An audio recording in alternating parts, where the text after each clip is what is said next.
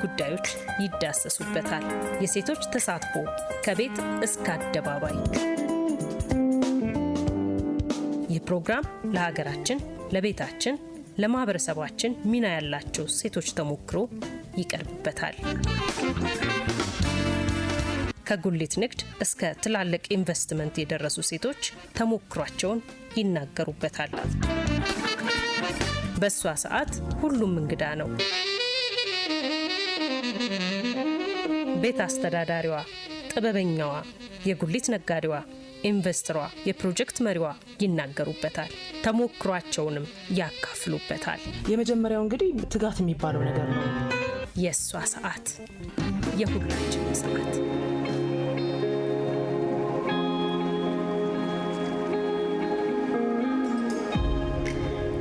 ጤና ይስጥልን። እንዴት ናችሁ? እንዴት አላችሁ? የተከበራችሁ አድማጮቻችን፣ የሷ ሰዓት ዝግጅታችን ጀምሯል። ዘወትር ሐሙስ ከ5 ሰዓት እስከ 6 ሰዓት ወደ እናንተ ይደርሳል። እንደምታውቁት የተለያዩ መሰናዶችን ይዘን ወደ እናንተ እንደርሳለን። እኔ ትዕግስት አምባው ነኝ። እንግዳ አሉን። እንግዳችን እዚህ ስቱዲዮ መጥተዋል። በጣም ነው የምናመሰግነው። እንኳን ደህና መጡ። እንኳን ደህና ቆየሽኝ ትዕግስት። ደስ ብሎናል እንግዳችን ስለሆኑ። እንግዳችንን ላስተዋውቃችሁ አድማጮች፣ ወይዘሮ ሰሎሜ ዳኛቸው ይባላሉ። በዚህ ቤትን በማስዋብ አካባቢን በማስዋብ የተለያዩ ሁነቶችን በማዘጋጀት ይታወቃሉ። ከ25 ዓመት በላይ በስራው ቆይተዋል። የሁለት ልጆች እናት ናቸው። እንደዚሁም ደግሞ አያት ሆነዋል። አሁን በተለይ ሰርግ ስንሰርግ ማንኛውም ሰው እንደው ለምን አምሮት ይቀራል? ፈልጎ ለምን ይቀርበታል? እቅድ ካደረገ፣ በእቅዱ የሚመራ ከሆነ፣ አቅሙን መሰረት የሚያደርግ ከሆነ ደግሞ ማከናወን ይችላል የሚል ዘመናዊ ሙሽራ የተሰኘ መጽሐፍን ጽፈው አበርክተውልናል። ከዛ ባሻገር በስራው ላይ ረጅም ጊዜ ቆይቷል። አሁንም አብዛኛውን ወደ ማስተማር እየመጡ ነው። ይሄ በእንግዳ ዝግጅታችን የምንዳስሰው ነው። የትውልድ ድምጽ ከሆነው ኤምኤን 96.3 ራዲዮ ጣቢያ አብረናችሁን ዘልቃለን። አብራችሁን እንድትቆዩ እንጠይቃችኋለን። በተለያየ ቦታ በተለያየ ሁኔታ ምርጫችሁ ስላደረጋችሁ ደስ ይለናል። አንቱ እያልኩ ልቀጥል ወይስ እንዴት ነው? እድሜ እንኳን አንቱ ለመባል ደርሷል፣ ግን እንዲቀለን አንቺ ብትይኝ ደስ ይለኛል። እሺ፣ እንደውም እንግዲህ እንደዚህ የአካላዊ ሁኔታ ሲታይ እድሜ ቁጥር ነው የሚለውን ከብዙ እንግዶች እየተመለከትኩ ነውና በጣም የወጣትነት ገጽታ ነው ያለሽ አይደል? ከእድሜን ጀምር እንዴ? አዎ፣ ያው ልጅ መግድ ስለምትናገር አዎ፣ እውነት ነው። ሰውነት አንዳንድ ጊዜም ይናገራል ትክክለኛ እድሜሽ መግፋቱንም ወጣት መሆንሽንም። ግን ደግሞ በደንብ ስትይዡ ደግሞ ቁጥር ብቻ ይሆናል። እውነት ነው። እና ከሌላም ሰዎች በምሰማው ኮምፕሊመንት ከሆነ እንግዲህ እድሜን እንደማይመስል ሰውነቴ እድሜን እንደማይመስል እኔም አውቃለሁኝ እና ደስተኛ ነኝ። ደስ ብሎኛል። 50 ዓመትሽ አከበርሽ? አዎ፣ ቆየሁኝ አሁን አለፈ። ያ 50ኛ ዓመቴን ግን ሳከብር በደንብ ነው ያከበርኩት። ምክንያቱም አንድ ትልቅ ቻፕተር እንደጨረስኩኝ አይነት ነበር የተሰማኝና በደንብ ማክበር አለብኝ ብዬ 50 ዓመቴን በደንብ ነበር ያከበርኩት። ዋው፣ እንኳን ደስ አለሽ። በተለይ ደግሞ ሴቶች እናት ሲሆኑ የቤትም የውጭም ስራም ሲሰሩ ከዛ ባሻገር ደግሞ ሌሎች ኃላፊነቶችን ሲኖርባቸው ባይኖርባቸውም እንኳን ራስን መጠበቅ፣ ራስን መንከባከብና ራስን ማየት፣ ለራስ ጊዜ መስጠት ለስራ ውጤታማ ያደርጋል። እስቲ ሰምቼሻለሁ። ትክክል ነው፣ በጣም ትክክል ነው። ምክንያቱም መጀመሪያ ራሳችንን ስናየው ራሳችን በራሳችን ደስ ሲለን ነው ኮንፊደንስ የሚኖረን። ኮንፊደንስ ደግሞ የሁሉም ነገር በቃ በር ነው፣ ደረጃ ነው። እና ያንን ለማድረግ መጀመሪያ ራስን መጠበቅ ያስፈልጋል። ከባለቤታችን ጋር ስንገናኝ ምን አይነት ነበረ የነበረው ራሳችንን አጠባበቅ እንዴት ነበር? ልጅ ከወለድን በኋላ እንዴት ነው? 50 ዓመት ሲሞላን እንዴት ነው? ከ40 ዓመት በኋላ ምን አይነት ሴት ነው የምንመስለው? ያንን ራሳችንን በደንብ ስንጠብቅና ያንን እድሜያችንን መምሰል ስንሞክር በራሳችን የምንተማመን ሴቶች እንሆናለን። ስለዚህ ያ ደግሞ በግድ ወደድንም ጠላንም ከሰው ጋር ነው የምንኖረው ሰው አይቶን የሚሰጠን ኮምፕሊመንት ምግብ ነው አይደለም እንዴ? ሁሉ ነገር ኖሮሽ ዝርክርክ ብለሽ ስትታይና ሰው ሳያ ሊሰጥሽ የሚገባውን ክብር ካልተሰጠሽ ይከፋሻል፣ ደስተኛ አትሆኝም። ምንም ነገር ደግሞ ሳይኖርሽ ባለሽ ነገር ንጹህ ሆነሽ ጥንቅቅ ብለሽ ስታይ ጥንቁቅ ሴት መሆንሽ ህይወትሽን እኮ ነው የሚናገረው አለባበስሽ ነው አይደለ? አዎ አለባበስሽን አይቼ ቤትሽን መገመት እችላለሁ። ስለዚህ አስፈላጊ ነው። ይሄ እንደው የስራው ባህሪ ይዞት የመጣ ነው ወይስ እንደው አብሮሽ የተፈጠረ ነገር ነው? እኔ አብሮኝ የተፈጠረም ነው ብዬ ማለት እችላለሁ። ሁለት ግን ሁልጊዜ አካባቢሽ ይመራል። ሰው እኔ ሁሌም እንደምለው እናቴ ምሳሌ ናት ነው ምለው እኔ እና በጣም በቃ ጥንቁቅ ሴት መሆን አለብሽ፣ ስንዱ የሆንሽ ሴት መሆን አለብሽ። ሴትነት ሰው እንዴት ይስረከረካል? በቃ ቃሉ ይሄ ነው። ሴት እንዴት ዝርክርክ ትሆናለች? እና ራሱ ቃሉ በቃ ይቀፋል አይደል? ዝርክርክ ማለት እኮ ካለባበስ ማለት እንዴት ነው? ዝም ብለሽ ያለ ጡት ማስያዣ ዝም ብሎ ቡልል ያለ ልብስ ለብሰሽ በቃ ከፍቶሽ እኮ ነው የምትውይው።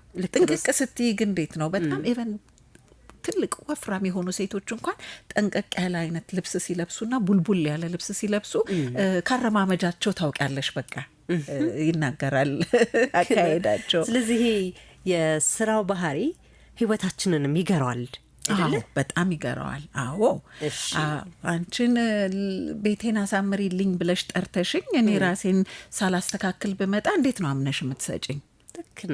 ልክ ነው። እንግዲህ የቤት ማስዋብና አካባቢ ማስዋብን እንደዚሁም ሁነቶችን ማዘጋጀት ላይ ትሰሪያለሽ። ወደ እሱ ከመምጣታችን በፊት 2 ጊዜ አየር መንገድ ለበረራ አስተናጋጅነት ልትወዳደር ልትፈተኝ ሄደሽ ወድቀሻል። ከዛ ደግሞ ተስፋ ሳትቆርጪ ኧረ ምንድን ነው ሌላ ስራ የላችሁም እንዴ እስኪ ስጡኝ ብሎ ደፍሮ መጠየቅ እና አካባቢን መቃኘት ላይ ትንሽ እንድናወራ ብዬ ነው። በተለይ በቃኛ ብዙ ጊዜ የሆነ ነገር ሆነ ከዛ ተስፋ እንቆርጣለን አይደለ? በነገሮች በቃ ያልሆነ እስኪ ሌላ ደግሞ ካላችሁ እስኪ ልሞክር ብሎ መጠየቅ፣ ተስፋ አለመቁረጥ ላይ ትንሽ አውሪልኝ እስኪ ሰሎሜ። አዎ ተስፋ አለመቁረጥ በጣም የህይወት መርሃችን ሊሆን ይገባል። ምክንያቱም በትንንሹ ነገሮች ተስፋ ቆርጠን አንድን ነገር የምናቆመው ከሆነ ህይወታችንም ቆመ እንደማለት ነው። ኦፍኮርስ መጀመሪያ ራስን ማወቅ ያስፈልጋል። ምንድን ነው የምፈልገው? ምንድን ነው የምችለው? የማልችለው ነገር ጋር ሄጄ መታገል የለብኝም። ግን በአጠቃላይ ስለ ተስፋ መቁረጥ ስናወራ በቃ ህይወታችን ቆመ ማለት ነው፣ ተስፋ የቆረጥንለት። ስለዚህ ዛሬ ይሄኛው ነገር ባይሳካልን ሌላ ደግሞ የሚሳካልን ነገር መፈለግ አለብን፣ አማራጭ መፈለግ አለብን። ይሄ ግዴታ ነው እንጂ በግድ አንድ ነገር ላይ ብቻ ሙጥኝ ብለን የማይሆንልንን ነገር ላይ ስለምንወደው ብቻ ወይ ፊታችን ያለው የምናውቀው እሱ ነገር ብቻ ስለሆነ ሙጥኝ ብለን የማይሳካልን ነገር ላይ ጊዜ ማጥፋት አያስፈልግም። መልካም ህይወት የሚቀጥለው በተስፋ ነው። እንግዲህ ተስፋችሁን አትጡ እያልሽን ነው። አዎ መልካም። የሷ ሰዓት እንግዳችን ወይዘሮ ሰሎሜ ዳኛቸው ናቸው። በቀደምኩት አነጋገር ጀመርኩት ተመለስኩበት ናቸው ብዬ ከደለም አንቺ ማለት በደንብ ይቻላል። መልካም። ስለዚህ ሰሎሜ ዳኛቸው ነች።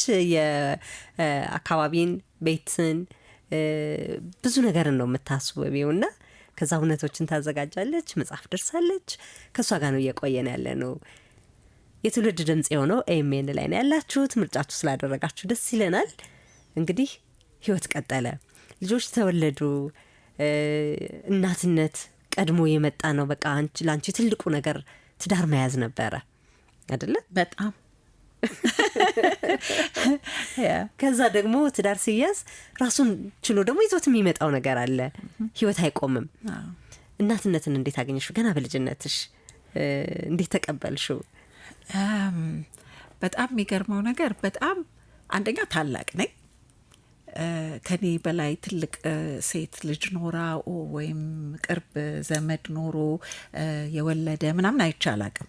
ታላቅ ልጅ ስለሆንኩኝ ታናሾቼ የመጨረሻ ሁለቶቹ ሲወለዱ ትዝ ይለኛል። ያን ያህል ግን እንደው እርግዝናን በተለይ የመውለድን ነገር ምናምን አይቼ የማውቀው የለም። ሁሉንም ነገር ኤክስፒሪየንስ ያደረኩት በራሴ ላይ ነው እና የመጀመሪያ ልጄን ስወልድ ከመውደዴ የተነሳ ልብሱን እንኳን ሌላ ሰው እንዲያጥብ አልፈልግም ነበረ። በቃ ማንም ሰው አይነካው። ትንሽ ሆኖ ትምህርት ቤት ሄድ ነበር እንግዲህ ወልጄም፣ ስለዚህ ዩኒቨርሲቲ ሄድ ነበር እና ስመጣ ሳያየኝ መጀመሪያ ሻወር መውሰድ አለብኝ። እንደ በውጭ በዋልኩበት መንካት አልችልም። መጫወቻዎቹ ምኖቹ ሁሉ በቃ በዲስኢንፌክታንት ነው የሚጸዱት። ይህ በተለይ የመጀመሪያ እናቶች በጣም ያስቸገራሉ ይባላል። በወር ነበር ልደቱ የሚከበረው እስከ 2 ዓመቱ ድረስ ኤቭሪ ማንት ነበረ ልደቱን ማከብረው እና ሁለተኛዋም ስትመጣ ሴም ቲንግ ሴቷም ስትመጣ እንደዚሁ እና የስ ልጆቼ ለእኔ በጣም ብርቅ ነገሮቼ ናቸው። ሙሉ አቴንሽን ሰጥቼ ነው ያሳደግኳቸው። ቦርሳዎቼ ናቸው። የትም ጸጉር ቤት ስሄድ አብረውኝ ነው የሚሄዱት። ጂም ስሄድ አብረውኝ ነው የሚሄዱት። ቅዳሜና እሁድ ፈረንሳይኛ፣ ጀርመንኛ ማር ነበረን። እዛ ሲሄድ አብረውኝ ነበር የሚሄዱት። የትም ቦታ እንግዲህ በቃ አድገው እስኪወጡ ድረስ ጓደኞቼም ቦርሳዎቼም ነበሩና እናትነትን እንደሱ ነበር የማየውና እያንዳንዷን እድሜ በተቻለኝ መጠን እያጣጠምኳት ለማለፍ ነው የሞከርኩት እስካሁን ድረስ ማለት ነው። አሁንም እኮ ቀጥሏል። በልጅ ልጅሽም ቀጥሏል አይደል? ቀጥሏል በጣም። አሁን የልጅ ልጄም በቀን ሳላያት ድምፄን ሳትሰማው መዋል አልችልም። በተለይ እንግዲህ ወላጆች በየትኛውም ሁኔታ ውስጥ ብንሆን እንኳን ለልጆቻችን ይሄ ጊዜ የምንሰጠው ነገር ጥራት ያለው ጊዜ መስጠት ያልፋል እድሜው አይደለ? ይሄው አሁን አንቺ አይ ቆጨኝ እኮ እንደው ትንሽ ጨመር አድርጌ ቢሆን ኖሮ ያልሽላለሁ። ያስብላል በጣም። መልካም እንቀጥላለን እንግዲህ ህይወትን ይቀጥላል። አንቺም ደግሞ አይ እስቲ በቃ አሜሪካን ሀገር ወይም ህንድ ሀገር ለኔ ምኔ ነው ኢትዮጵያን የመሰላች ሀገር እያለች ብለሽ ደግሞ ወደ ኢትዮጵያ ጠቅልለሽ ገባችሁና እዚህ ስራ ተጀመረ፣ ህይወት ቀጠለ። ያንን ውሳኔ እንዴት መወሰን አስቻለሽ? ውጭ ያለው ነገር ኢትዮጵያ ላይ ብዙ መሰራት እንዳለበት ስለተሰማሽ ነው? ወል እውነት ለመናገር ትልቁ ነገር ለኔ ቫልዩ ያለው ነገር ምንድን ነው ብለሽ ብትኝ ከሰው ጋር ያለኝን ግንኙነት ነው። እና አሁን ውጭ ሀገር ሆኜ በማይበት ጊዜ ምንድን ነው ማየው፣ ሌሎች ትልልቅ ቦታ ላይ የደረሱ ኢትዮጵያኖችም አይቻለሁኝ፣ ታግለው የሚኖሩ ኢትዮጵያኖችንም አይቻለሁኝ። ግን በጣም የተገነዘብኩት ነገር ምንድን ነው፣ ባይተዋር ናቸው እዛ ሀገር። ያ ሁሉ ነገር ኖሯቸው ማንም ይዘንጡም ይልበሱም ቆንጆ ቤትም ይኑሩ ቆንጆ መኪና ይንዱ በቃ ሌላ ሰዎች ናቸው ለዛ ቦታ። ባዳ ናቸው። እና አሁን እኔ እዚህ ሀገር በምኖርበት ሰዓት ግን ለምሳሌ እናትና አባቴ ሰፈር ያደግኩበት ሰፈር ሁልጊዜ ታክሲ መጠበቂያው ጋር የሚቀመጡ አንድ የኔ ቢጤ ነበሩ። እና እኔ ሊፍት ካገኘሁኝ ያንን ሊሄድበት የነበረውን ታክሲ ለሳቸው ነው የምሰጠው። እና የሰፈሩን ሰው ሁሉ ነው በደንብ የሚያውቁት። በደንብ ነው 2 ቀን ባያዩኝ ምን ሆንሽ፣ የት ሄደሽ ነው፣ በሰላም ነው ወይ ብለው ይጠይቁኛል። ያንን የት ነው የምታገኘው? ማን ነው የት ሚስ የሚያደርግሽ ውጭ ሀገር ሆነሽ? ይሄ ዋጋ የምንሰጣቸው ቫሊዩ ምለው ነገር ይሄ ነው ለኔ። እና ያ ነበረ መልበስሽም ማማርሽም ማጌጥሽም ሰክሰስፉል መሆንሽም ምንም ሆነ አካባቢሽ ያለው ያንቺ የሆነው ሰው ጋር አብሮ ሲሆን ነው። ካለበለዚያ ምንም ማንም ውጭ ሀገር ያለ ሰው ብትጠይቂው ደግሞ አገሩ መግባት የሚፈልገው ለዚህ ነው። ልክ ነው። በተለይ ደግሞ ወደ ስራው ስንመጣ ቤትን ማስዋብ ብቻ አይደለም አይደለ? ምንድን ነው አሁን እንደው ያንቺን ስራ ስንገልጠው ምንድን ነው እንበለው ሰፋ ያለ ስለሆነ? አዎ እንደው በአጭር ምንድን ነው ኢንቴሪየር ዲዛይን ብቲ ህይወትን ማስተካከል እንደማለት ነው። ህይወትን ማስተካከል ደስ ይላል። እንደውም ስሙ ራሱ ይሄ ቢሆን ኤግዛክት ህይወትሽን ነው የምታስተካክዩ። ምክንያቱም የተመሰቃቀለ ቤት ውስጥ ሆነሽ የምትጨምሪው በራስሽ ላይ ስትሬስ ነው አይደለም? አንድ ነገር ለምሳሌ ቁምሳጥንሽ ዝርክርክ ቢል ባይስተካከል ጠዋት ተነስተሽ በጠዋት ቶሎ ለብሰሽ ለመውጣት የምትፈልጊውን አታቂም አይደለ? የት ጋር እንደምታነሸው አታቂም። ይሄኛውን ከዛ ጋር ስትይ ስላልተስተካከለ ጊዜሽን ትገያለሽ። መሄድ የምትፈልጊበት ቦታ ላይ በቶሎ መድረሳችም ስለዚህ ተመሰቃቀለ ማለት ነው አይደለ? ስለዚህ ህይወትን ማስተካከል ነው ብለን ስንለው ይሄ ነው። በአግባቡም ደግሞ ተገቢውን አይነት አለባበስም አይለበስም። ምክንያቱም ያገኘሹና በፍጥነት ቶሎ ቶሎ ምናምን። ግን መኝታ ቤትሽ የተስተካከለ ከሆነ፣ መኝታሽ የተስተካከለ ከሆነ፣ ወጥ ቤትሽ የተስተካከለ ከሆነ፣ ሁሉ ነገር ባለሽም ገብቶ ያገዘሻል። ወጥ ቤት የተስተካከለ ከሆነ እንግዳም መጥቶ ያስተካክላል። ሊያበስል ቡናውን ሻዩን ሊያፈላ የተስተካከለ ነገር ከሆነ፣ ካለበለዚያ አንቺ ብቻ ነሽ የምታውቂው ያንን ሜስ ውስጥ ያለውን ነገር። ስለዚህ ቢሮ ውስጥም ይሁን ስራም ላይ ይሁን ምንም ላይ ይሁን የተስተካከለ ብንለው ኢንቴሪየር ዲዛይንን የተስተካከለ ቦታ ብለን ዲፋይን ብናደርገው በቃ ኢንቴሪየር ዲዛይን ማለት ለህይወት እንዲመች አድርጎ አንድን ቦታ ማስተካከል ማለት ነው። ስቱዲዮሽ ይሁን ቢሮሽ ይሁን ወጥ ቤት ይሁን ሆቴል ይሁን የልጆች መጫወቻ ቦታ ይሁን ትምህርት ቤት ይሁን ሆስፒታል ይሁን ክሊኒክ ይሁን ኤኒ ስፔስ መስተካከል አለበት። ለሚገለገልበት ሰው በሚመች አይነት መሆን አለበት። ያ ማለት ነው በቃ በአጠቃላይ ኢንቴሪየር ዲዛይን ማለት። የግድ ሰፊ ቤት ሰፊ በጣም የበዙ ክፍሎች አይደለም ማለት ነው። አይደለም። ውድ ዕቃ ማለትም አይደለም። ውድ ዕቃ መግዛት፣ ውድ ብራንድ ያለው ሶፋ፣ ምንጣፍ፣ ትልቅ ቲቪ ምናምን ማለት አይደለም። በቃ አንቺን መስሎ በአንቺ አቅም ላንቺ የሚመች መሆን ነው ያለበት። እንዳቅም። ስለዚህ እንደውም ቀደም ሲልኛም ስናነሳ ነበረ በጣም ብዙ የምንይዛቸው ነገሮች አሉ አይደለ? ቤታችን ውስጥ ቢሮአችን ውስጥ ብዙ ቦታ ላይ የማንጥላቸው ብዙ ነገሮች አሉ። በእናንተ አይን እንዴት ናቸው? ሁለት ነገር አለ። አንድ መጣል ያለብን ወይንም ደግሞ እኛ ከተገለገልንበት በኋላ ሌላ ሰው ሊጠቀምበት የሚችል እኛ ሌላ አፕግሬድ ስናደርግ የሚያስፈልገንን ነገር ማለት ነው። ያንን ነገር መስጠት መቻል አለብን ለሚጠቀምበት ሰው። ቢሮም ሊሆን ይችላል። ለምሳሌ ከተማ ውስጥ ያለ ትልቅ መስሪያ ቤት ወደ አዲስ ዘመናዊ ወደ ሆነ የቢሮ ወንበር ወይም ወደ ጠረጴዛ ሲቀይር ለምን ያኛውን ክፍለ ሀገር ላለ ሌላ መስሪያ ቤት አይሰጠውም? እኛም ቤታችን ሴም ቲንግ። ዛሬ ፍራሽን መቀየር ከፈለግኩኝ መጣል ብቻ ላይሆን ይችላል። ሜቢ ያንን ወስዶ የሚጠቀምበት ሰው ሊኖር ስለሚችል መስጠት። አለበለዚያ ግን ገና ያስፈልጋል ተብሎ ኮተት ማጠራቀም እሱ ነው ኮተት። በቃ ኮተት ነው ያልተስተካከለ ነገር ማለት። የምትፈልጊው ነገር ብቻ ሲሆንና በትክክለኛ ቦታው ሲቀመጥ እኮ በቃ ዲዛይን ተደረገ፣ ይቀላል። ስለዚህ አንዱ ባህላችን ነው ነገ ቢያስፈልገኝስ ምናምን የሚለው ነው ኮተት የሚያደርግብን። ድህነታችን ነው። ግን ማወቅ አለብን። በቃ ተቀምጦ ምንም አይሰራም። አሁን አንድ እግሩ የተነቀለ ጠረጴዛ አስደግፈን ጥጋ ሲዘን ማስቆም ምን ይጠቅመናል? ወይ ለሚሰራው ሰው መስጠት ነው ወይንም ማስራት። ሌላ ደግሞ መማር ያለብን እንግዲህ ከመጣል ይልቅ መማር ያለብን የምለው ነገር ምንድን ነው? መጠገንን መማር ነው ያለብን። ውልቅልቅ ብሎ እስኪያልቅ ድረስ ነው የምንጠብቀው እንጂ ወዲያውኑ አንድ ነገር ሲላላ ማጥበቅ ወይንም ደግሞ መጠገንን አናውቅም። ያ ነው መጥፎ ባህል የሆነብን እኛ ላይ። በቃ አዲስ ነገር ማምጣት። ስለዚህ ያንን አዲስ ስናደርግ አሮጌውን መጣል። ግን እውነት ስታዩ የድሮ እቃዎች አሁን ለምንድን ነው የሚፈለጉት? አንቲክ ተብለው የሚፈለጉት ለምንድን ነው? በደንብ ጥሩ ሆነው ስለተሰሩ ነው። በብረት በብራስ ምናምን በጥሩ ማቴሪያል የተሰሩ ነገሮች ሲሆኑ ነው እንደገና መልሰን አንቲክ እንዲኖረን ብለን የምንሰበስበው። ያለንን ነገር ግን መጠገን ሌላ ትልቅ ኢትዮጵያ ውስጥ መማር ያለብን ነገር አንድ ምለው መጠገንን ማወቅ ነው።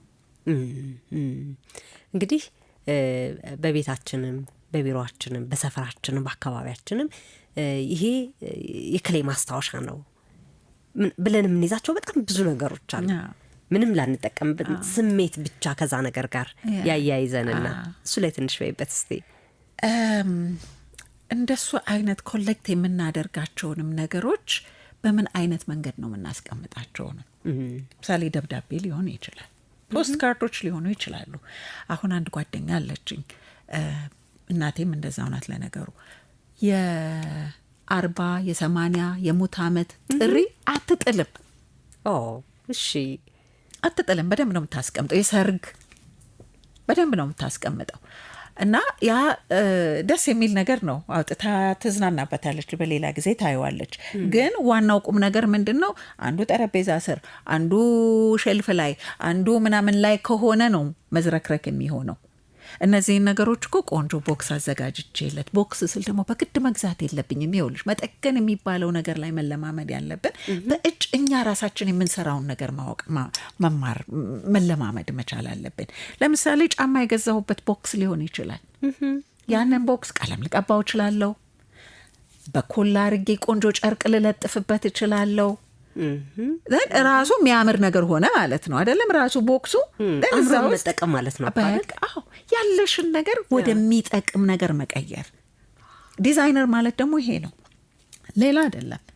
ለሌላ ፐርፐዝ የተሰራን ነገር ወደ ሌላ አይነት ነገር ቀይረሹ ስትጠቀሚበት ነው በቃ ዲዛይን አረግሽ የሚባለው። በጣም ደስ ይላል። እዚህ ላይ እንደውም ሰፋ ያለ እውቀት ራሱ ለህይወታችንም አይደል ለኑሯችን ለቤታችን የሚያስፈልገን ይመስለኛል። እንደው ሰው መማር አለበት ያልሽ አለበት። ደግሞ ከልጅነት ነው መማር ያለበት። አይድል ሆነው ልጆች ቁጭ ሲሉ ቲቪ ብቻ ሲሆን ይሄ በእጅ የመስራቱ ነገር ይጠፋል። እኔ በማድግበት ዘመን ቁጭ ማለት የለም። አንደኛ ትምህርት ቤትም የእጅ ስራ የሚባል ትምህርት ነበረ።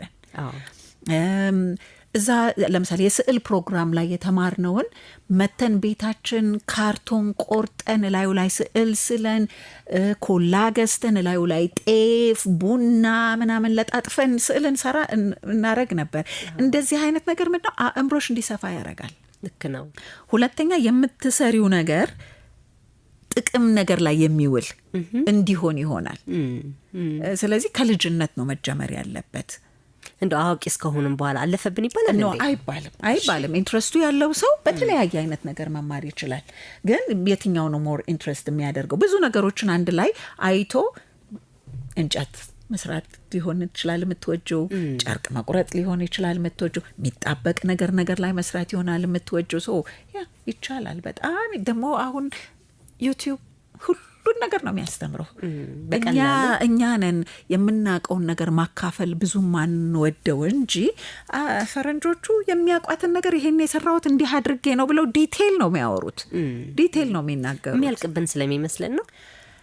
ባህል ይመስለኛል። አንደኛ አወኩኝም ብለሽ ስትናገሪ ጉረኛ ትባያለሽ። ያም ነገር ይመስለኛል አንደኛው ያዝ የሚያረገን እንደ ልባችን ይሄንን እኮ እኔ እንዲህ ያደረግኩት እስቲ አድርጌ ብሎ ማለት ራሷን አዋቂ አደረገች ብሎ እባላለሁ ብሎ የሚል ፍርሃት አንዱ መጥፎ ባህል እሱ ይመስለኛል። መልካም እንግዲህ የቢዝነስ አድሚኒስትሬሽን መማርሽ ለዚህኛው አሁን ላለሽበት ስራ ጠቅሞሻል? በጣም በምን በጣም ጠቅሞኛል። ምክንያቱም አንድ እንግዲህ ቢዝነስ አድሚኒስትሬሽን ማለት ሪሊ ሰፊ ነው።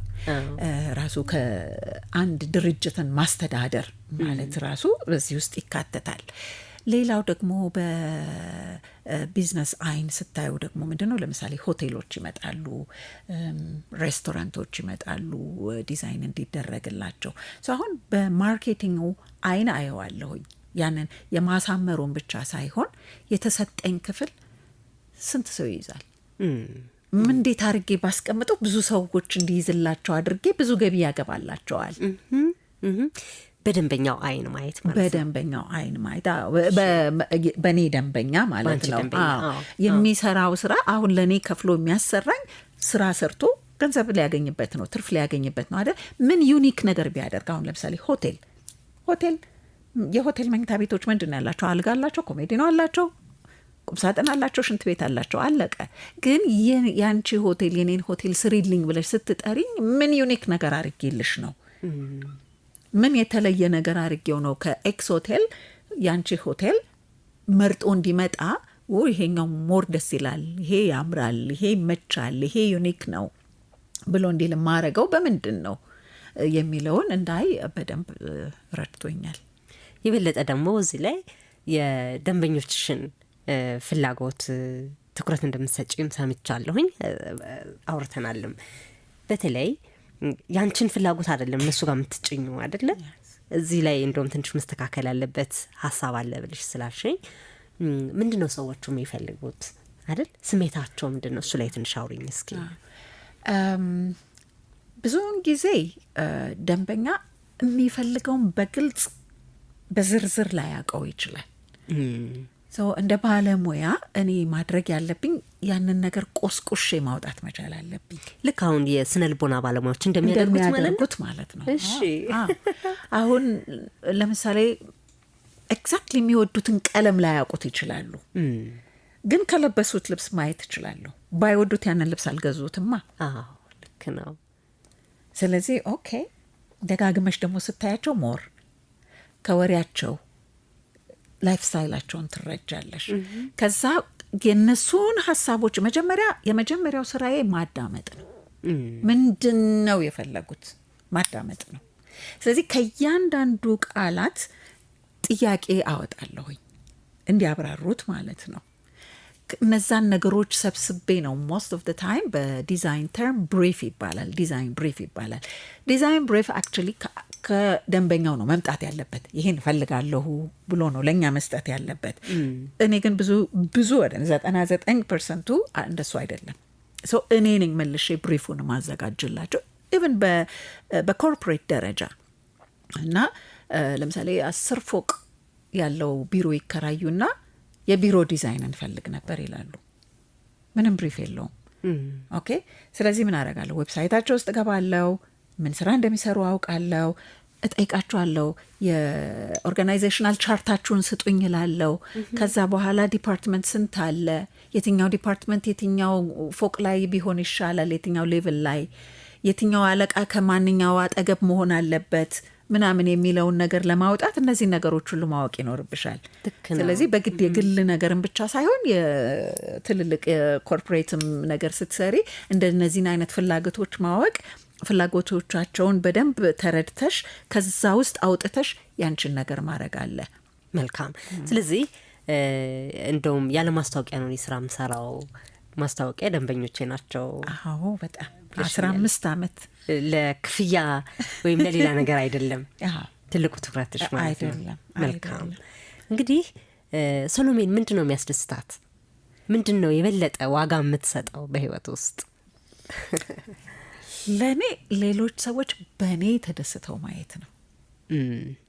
ምን ማለት ነው እሱ? ትልቁ ዋጋ በቃ በሰሎሜ ደስ ብሏቸው፣ በሰሎሜ ደስታ የሚሰጣቸው ገንዘብ ስለሰጠኋቸው አይደለም፣ ወይንም ስራ ስላስቀጠርኳቸው አይደለም፣ ወይ ምን አይደለም። ግን በቃ ሰሎሜን ሲያስቡ ፊታቸው ላይ ፈገግታ የሚያመጣ ስሜት ከፈጠርኩላቸው የኔ በቃ ትልቁ ሳቲስፋክሽን ይሄ ነው። ሰዎችን ማስቀየም ብዙ ሰላም ይነሳሻል? በጣም ነው ሰላም የሚነሳኝ፣ በጣም ነው ሰላም የሚነሳኝ። በትንሹ ቀጠሮ ማስተላለፍ ወይንም እንደዚህ ኦሬዲ የገባሁትን ቃል ማፍረስ፣ በቃሌ አለመገኘት ያንን ሰው ያስከፈዋል ብዬ ስለማስብ እሱ በጣም ነው የሚያስጨንቀኝ። መልካም መልካም። ከኛ ጋር ስላላችሁ ደስ ይለናል። የትውልድ ድምጽ ከሆነው ኤምኤን 96.3 ራዲዮ ጣቢያ የሷ ሰዓት ዝግጅታችን ነው ወደ እናንተ እየደረሰ ያለው። ሀሳብ፣ አስተያየት፣ ጥያቄ፣ ጥቆማዎች ካሏችሁ ልትደውሉልን ትችላላችሁ። በ8288 ላይ በአጭር የጽሁፍ መልእክት ላኩልን። ለመልእክቶቻችሁ አናስከፍላችሁም። እንደዚሁም በቀጥታ የስቱዲዮ ስልካችን 0111710084 እንደዚሁም 576568 ላይ ልትነግሩን ትችላላችሁ። እንግዳችን ወይዘሮ ሰሎሜ ዳኛቸው ነች። ከእሷ ጋር ነው ቆይታ እያደረግን ያለ ነው። በተለይ አካባቢን፣ ቤትን፣ የስራ ቦታን ማስተካከል ህይወትንም ሀሳብንም ማስተካከል ነው። ራስን ማቅለል ነው። ራስን ማቅለል ራስን ለምቹ ነገር ማጋለጥ ነው። ምቹ ሁኔታዎችን ለራሳችን መፍጠር ነው። የበለጠ ደግሞ የፈጠራ ችሎታችን ከፍ ይላል። የስነ ልቦናም ጥቅም አለው አይደለ? በጣም አለ። እሱን ንገሪን እስኪ። ለምሳሌ ትዳር ላይ ያሉ ሰዎችን እናስብ እና ባል ውጭ ሰርቶ የሚውል ነው፣ ሚስት ቤት ነው የምትውለው ብለን እናስብ። በደንብ የተስተካከለ ቤት፣ ጥሩ መዓዛ ያለው ቤት ውስጥ ስራ ደክሞት የዋለ ሰው ሲገባ የሚኖረው ስሜትና ያልተነጠፈ አልጋ፣ ያልተጠረገ ቤት፣ ሸረሪት ድር የያዘ ግድግዳ ያለው ቤት ውስጥ የሚገባ ሰውን ስሜት እስቲ ራሳችንን እንጠይቀው። ይሄ ማለት እንግዲህ እኔ ቤት እስከዋልኩኝ ድረስ እነዚህን ነገሮች አስተካክዬ የሚመቹ ነገሮችን የሚመቹ ቦታ አስቀምጬ ቤቱ ጥሩ መዓዛ እንዲኖረው አድርጌ ባሌን ብጠብቀው ከባሌ ጋር እኮ ሰላም ፈጠርኩኝ። ለምን ውጭ ያመሻል? ቤቱ መምጣት ነው የሚፈልገው። ወጥቶ ቤቱ የሚገባበትን ሰዓት ነው የሚናፍቀው። በኩራት ጓደኞቹን፣ ዘመዶቹን፣ ቤተሰቦቹን ይዞ መምጣት ነው የሚፈልገው።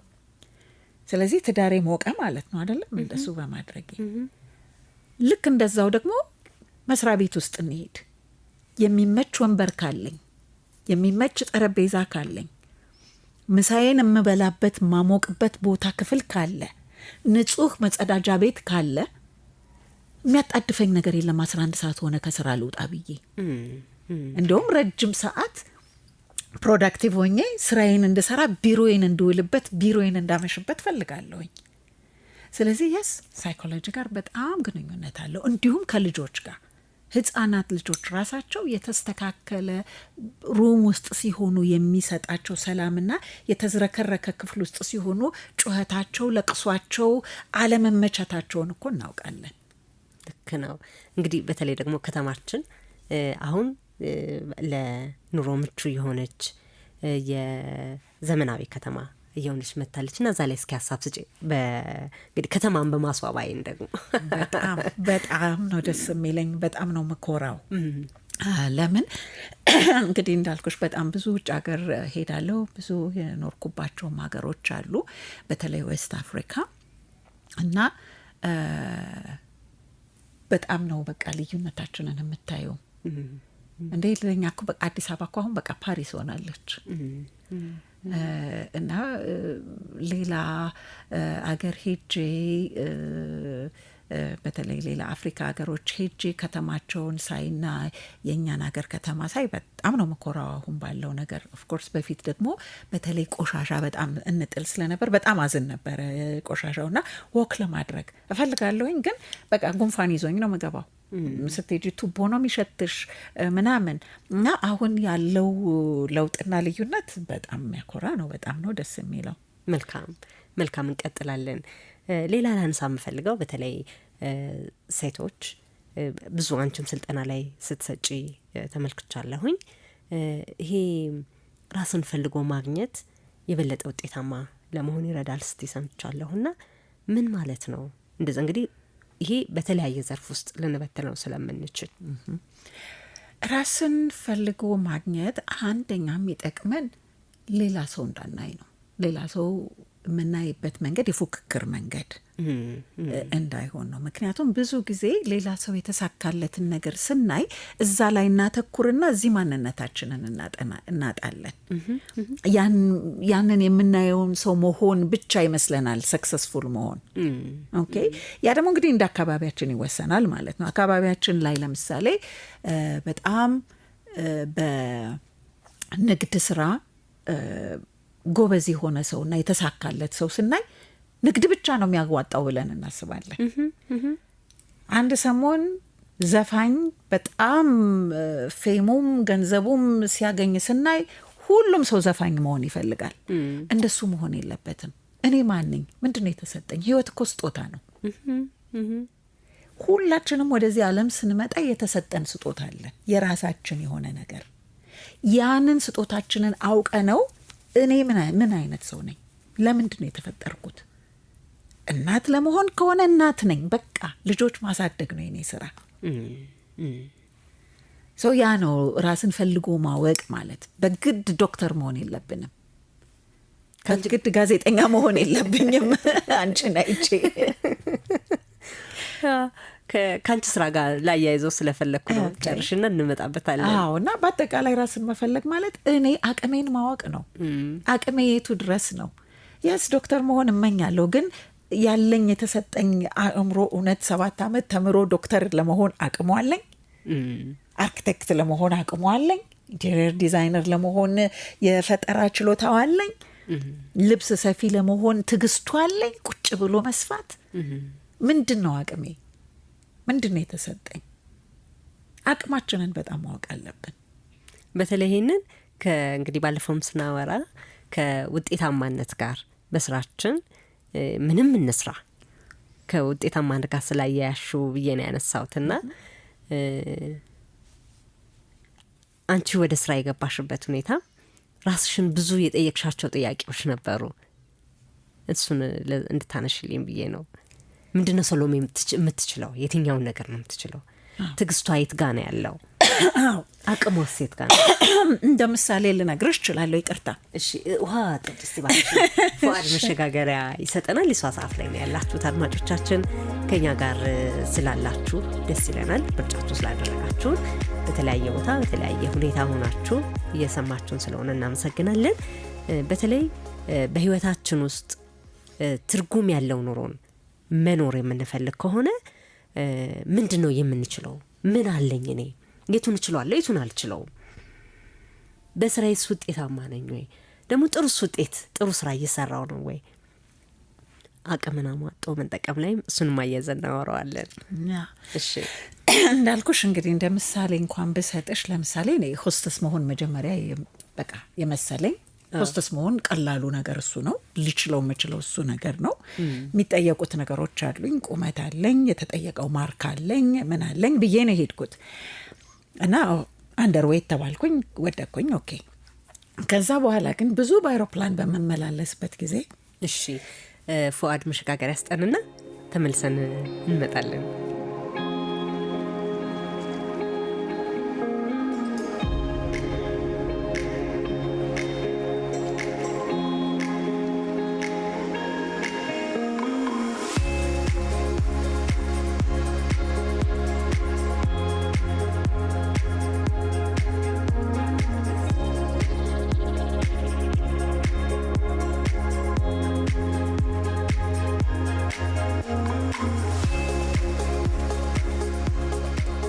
ተመልሰናል። የሷ ሰዓት ላይ ነው ያላችሁት አድማጮቻችን።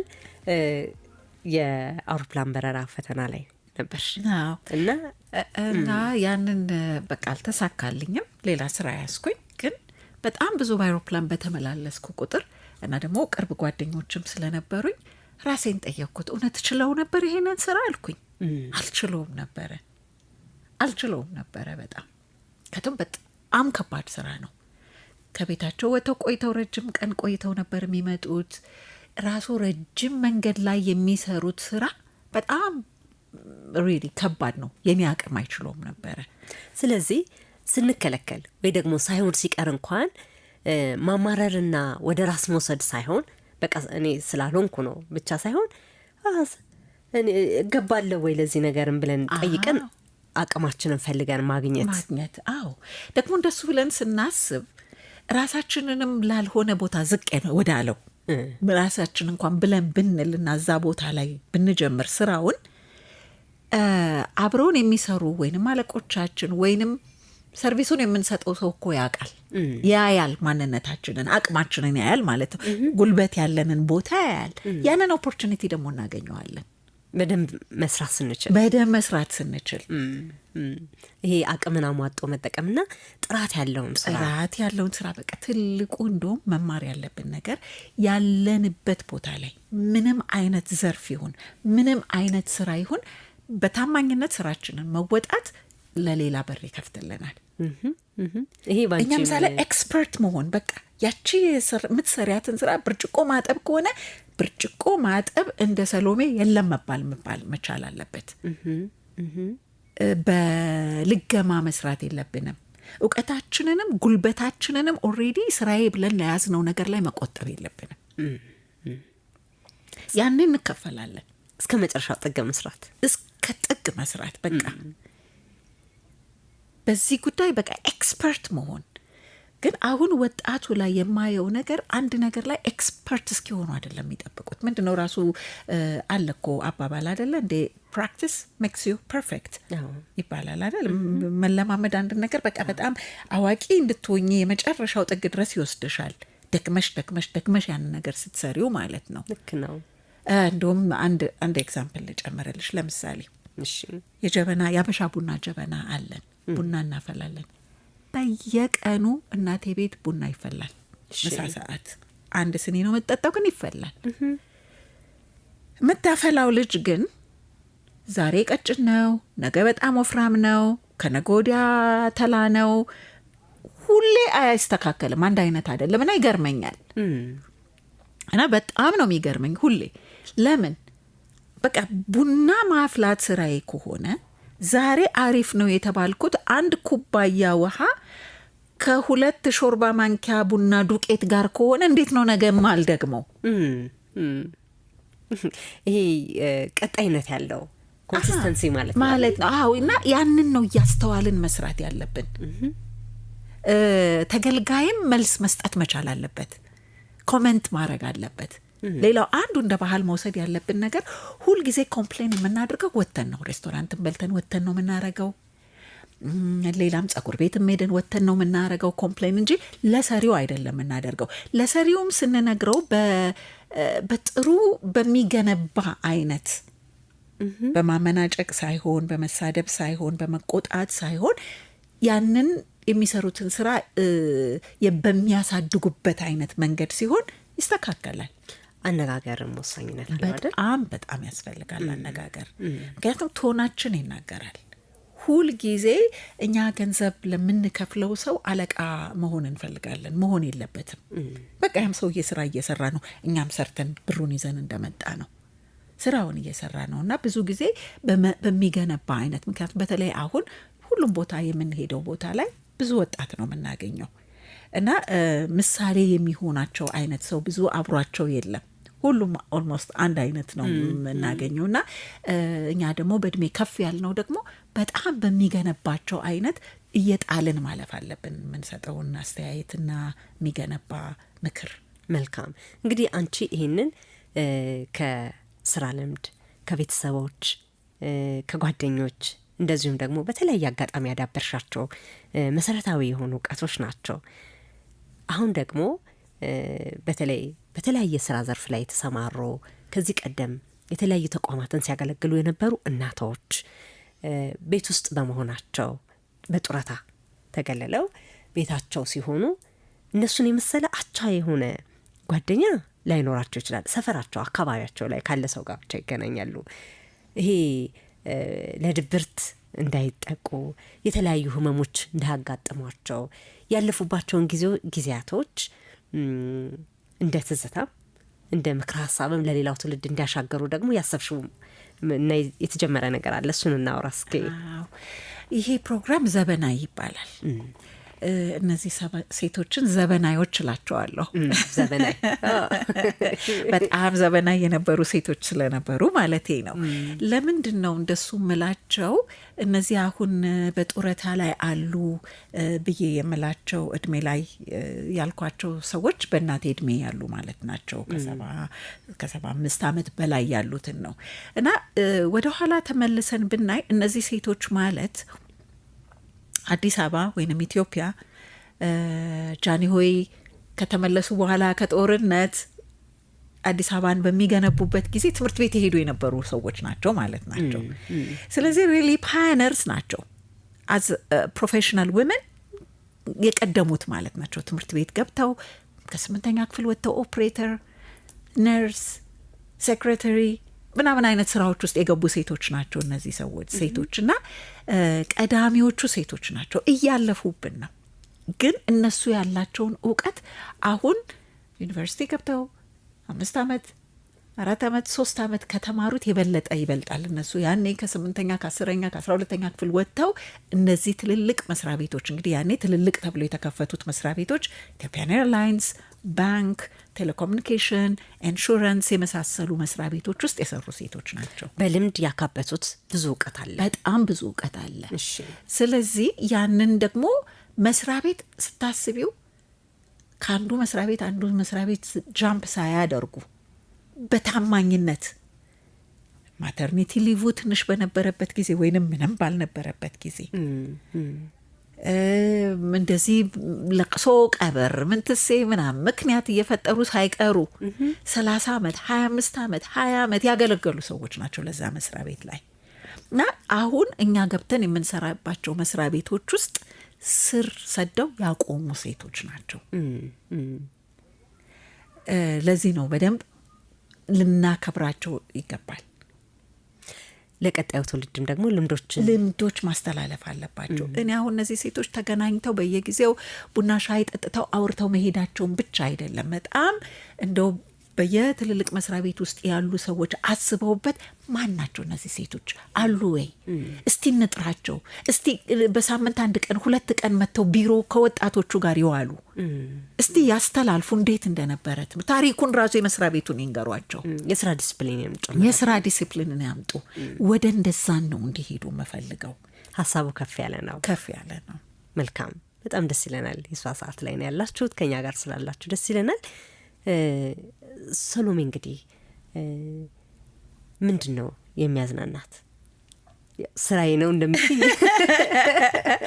በጣም ልክ ነሽ። አሁን አንድ ፕሮጀክት ከሰጠሽኝ በሌላ ነገር መዝናናት አልችልም። አእምሮዬ ማረፍ አይችልም። ፊልምም ባይ ፊልም ውስጥ ያለውን ነገር ነው ለዚህ ፕሮጀክት ማመጣው። ለካ እንደዚህ ማድረግ እችላለሁ፣ እንዲህ መሆን ይችላል እያልኩኝ ነው እንትን የምንሆነ። ልክ ነሽ፣ የሚያዝናናኝ እሱ ነው። በተለይ የአካባቢን፣ ቤትን፣ ቢሮን በሀገር በቀል እውቀቶች ባሉን ባህሎች፣ ቱባ የሆኑ ባህሎች አሉን፣ በእነሱ ማስዋብ ይቻላል። ያልተኮረጀ ስራዎችን መስራት ስትም ስለሰማው ነው። አዎ በጣም ብዙ ያልተኮረጁ ነገሮች አሉን። እንዳልኩሽ ፈጠራ ነው እንግዲህ ኢንቴሪየር ዲዛይን።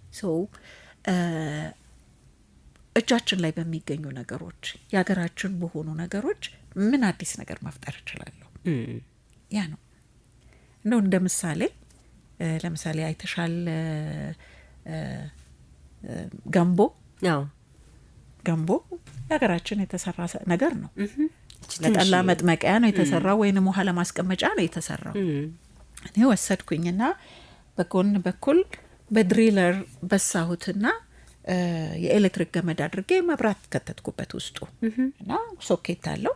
ከላዩ ደግሞ ክብ መስታወት አስቆርጬ ሰራሁት። ሴንተር ፒስ ሆነ ማለት ነው። የጠረጴዛ የሶፋ መሀል ጠረጴዛ ሆነ ማለት ነው። ስፈልግም መብራቱን አበረዋለሁ። ፈጠራ ነው ምልሽ ነው። በግድ ያለንን ነገር ለዛ ነገር ብቻ መጠቀም አይደለም። ሸማውን ወስደን ኩሽን ከቨር እናደርገዋለን። ሸማውን ወስደን መጋረጃ እናደርገዋለን። አዎ እንግዲህ ከኢንቴሪየር ዲዛይን ጋር የራሳችንን ፕሮዳክት መጠቀም ማለት እንግዲህ ምሳሌዎች ማለቴ ነው። እንደዚህ መልካም። ለሌላው ለትውልድ ማስተላለፍ ላይ እንግዲህ በብቃት ጥራት ያለው ስራ ለመስራት ወደ ትውልድ ማሻገር ግድ ይላልና እዛ ላይ ምን እያደረግሽ ነው? የማስተማሩም አለ፣ የበጎ ፈቃድ አገልግሎቱም አለ። ዋናው ነገር ማስተማሩ ነው።